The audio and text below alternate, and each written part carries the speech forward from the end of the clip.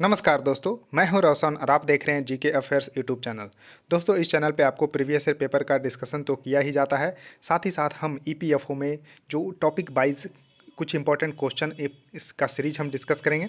तो देखिए, हम सीरीज स्टार्ट कर चुके हैं इंडियन फ्रीडम स्ट्रगल। जब आप सिलेबस देखेंगे एपीएफसी, एओ और ईओ में का जो एग्ज़ाम होने वाला है, उसमें इंडियन फ्रीडम स्ट्रगल यानी कि भारतीय स्वतंत्रता संग्राम एक इम्पॉर्टेंट है। इसमें 500 प्लस हम क्वेश्चन यहाँ पर डिस्कस करेंगे। तो सेकंड क्लास है, पहले क्लास नहीं देखे हैं तो ज़रूर देख लीजिए, चैनल पे आपको मिल जाएगा। तो इंपॉर्टेंट क्वेश्चन के माध्यम से करेंगे और पीडीएफ आपको हमारे टेलीग्राम चैनल पे मिल जाएगा।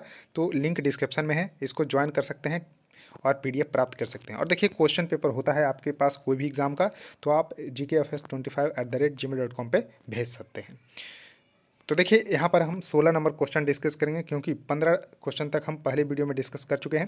तो देखिए, 1857 में शाहमल ने किस स्थान पर विद्रोह का नेतृत्व किया था?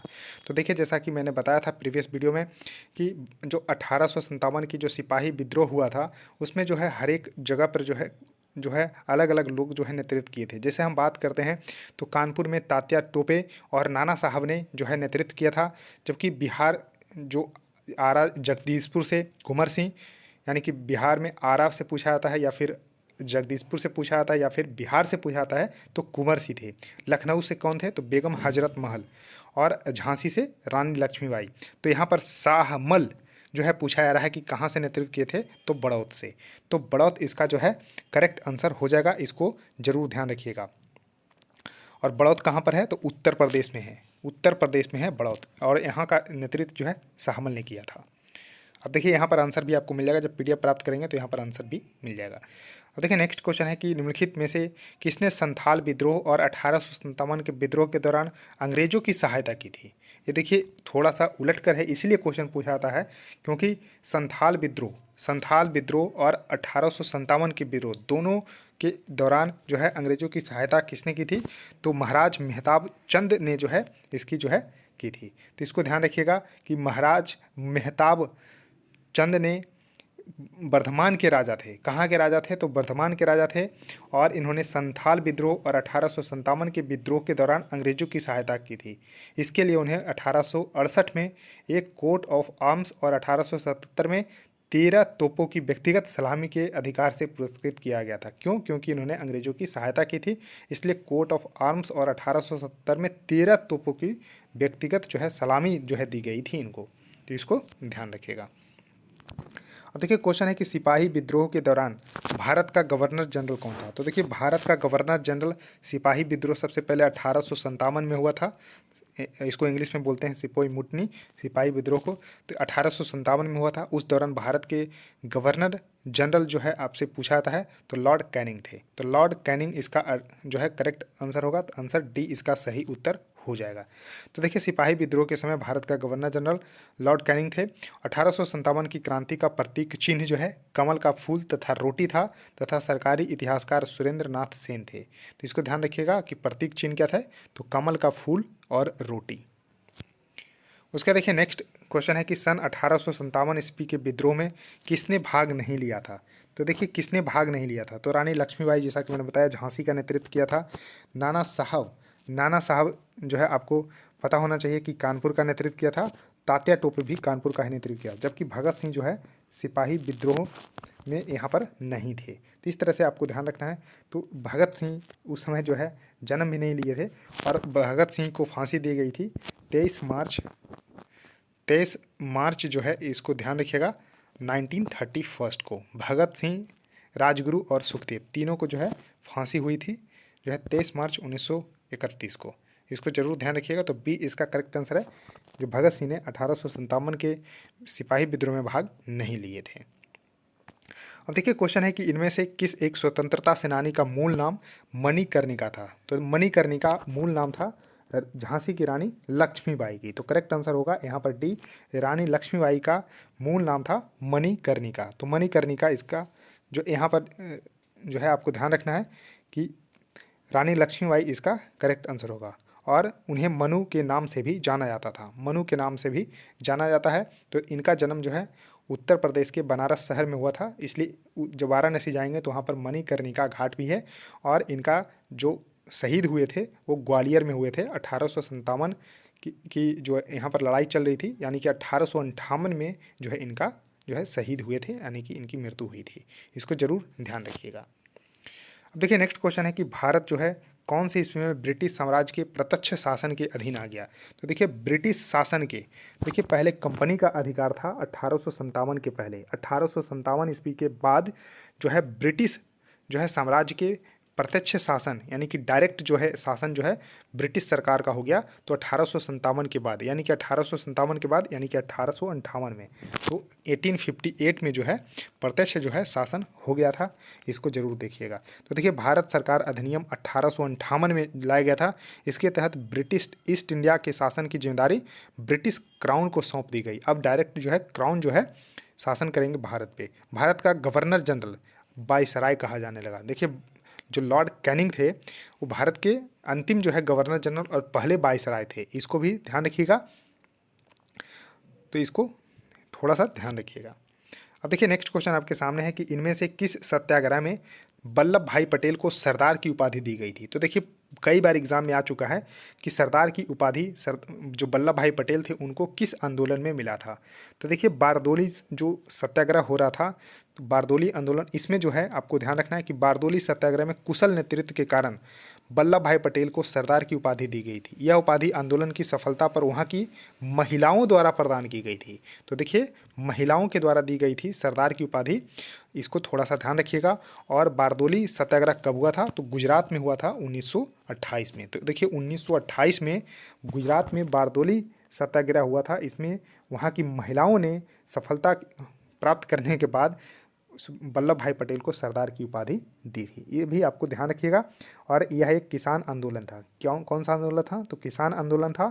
और प्रांतीय सरकार द्वारा किसानों के लगान में 30% वृद्धि के कारण ये जो है विद्रोह हुआ था। इसको जरूर ध्यान रखिएगा कि 30% जो है यहाँ पर किसानों के लगान में वृद्धि हो गई थी, जिसके कारण जो है ये विद्रोह हुआ था। और इसका जो है नेतृत्व किए थे सरदार वल्लभ भाई पटेल। पहले वल्लभ भाई पटेल थे, लेकिन सरदार की उपाधि वहाँ की महिलाओं के द्वारा दी गई थी। अब देखिए चंपारण सत्याग्रह कब हुआ था, तो बिहार के चंपारण में 1917 में हुआ था, जिसका नेतृत्व गांधी जी के द्वारा किया गया था।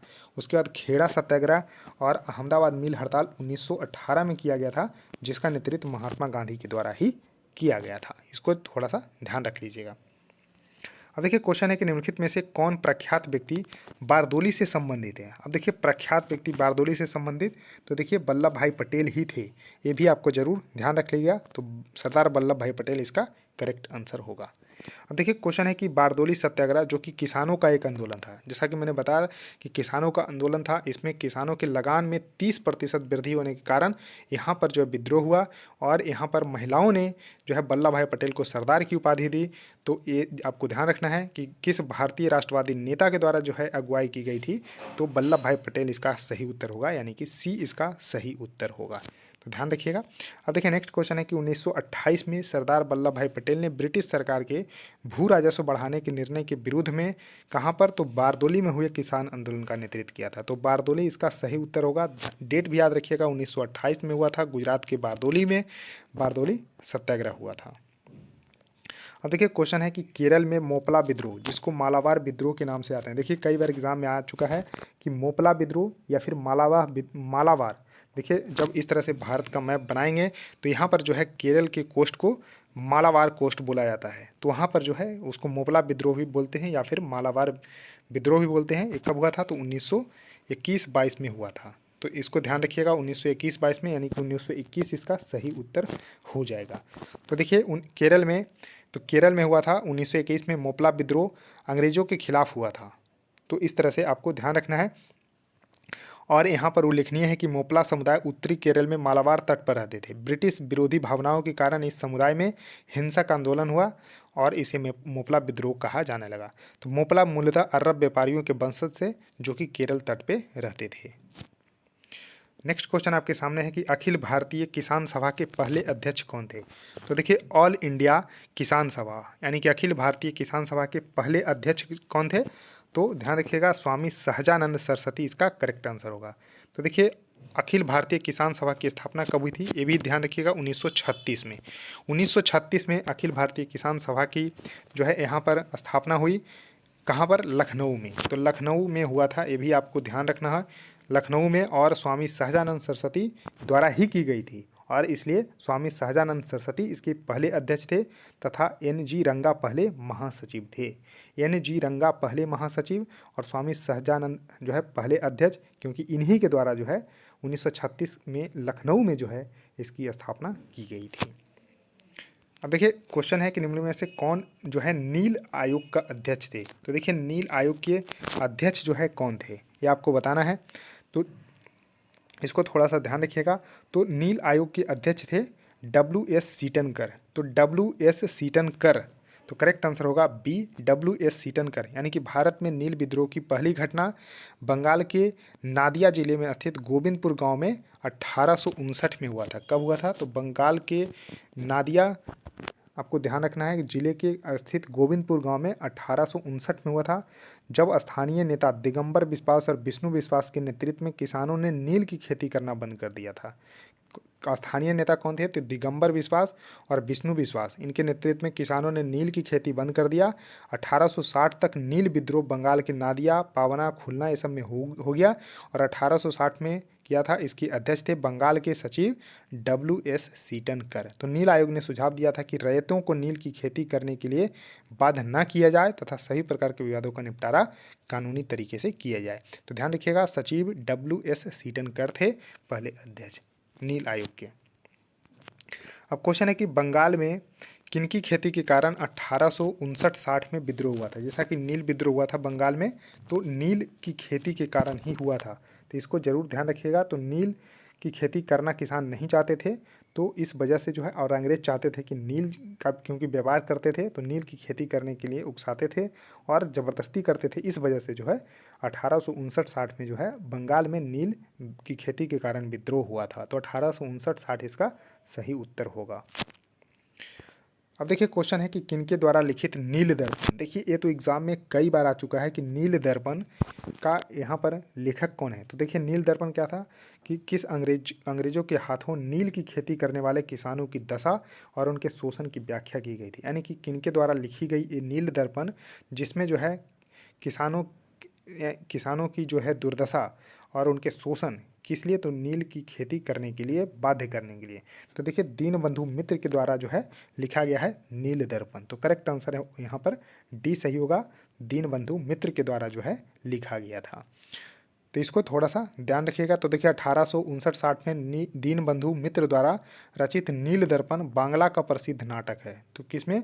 तो बांग्ला का प्रसिद्ध जो है नाटक है और इसका प्रकाशन जो है 1860 में हुआ था। 1860 में ही इसका प्रकाशन हो गया था और इस पुस्तक में बंगाल में नील की खेती करने वाले किसानों पर अंग्रेजों द्वारा शोषण एवं अत्याचारों की व्याख्या की गई थी। अब देखिए नेक्स्ट क्वेश्चन है कि भारतीय राष्ट्रीय आंदोलन के दौरान प्रसिद्ध उपन्यास आनंद मठ जो है किनके द्वारा जो है लिखा गया है। तो देखिए आनंद मठ को लिखे हैं बंकिम चंद्र चट्टोपाध्याय। तो करेक्ट आंसर यहाँ पर सी होगा, बंकिम चंद्र चट्टोपाध्याय के द्वारा जो है लिखा गया है। तो देखिए भारत की प्रथम स्वतंत्रता क्रांति की शुरुआत 1857 में हुई थी मेरठ में, उत्तर प्रदेश के मेरठ में। आनंद मठ जो पुस्तक का संबंध राष्ट्रीय आंदोलनों के साथ जोड़ा जाता है।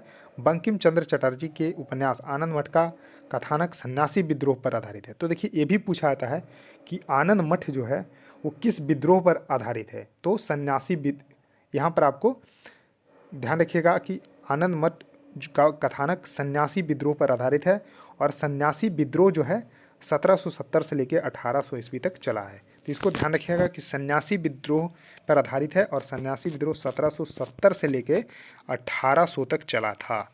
तो ये भी आपको ध्यान रखना है कि सन्यासी विद्रोह पर आधारित है जो है प्रसिद्ध उपन्यास आनंद मठ, जो कि बंकिम चंद्र चट्टोपाध्याय या फिर चटर्जी के द्वारा, यानी कि बंकिम चंद्र चट्टोपाध्याय भी बोलते हैं या फिर बंकिम चंद्र चटर्जी, दोनों एक ही है। तो ये आपको जरूर ध्यान रखना है।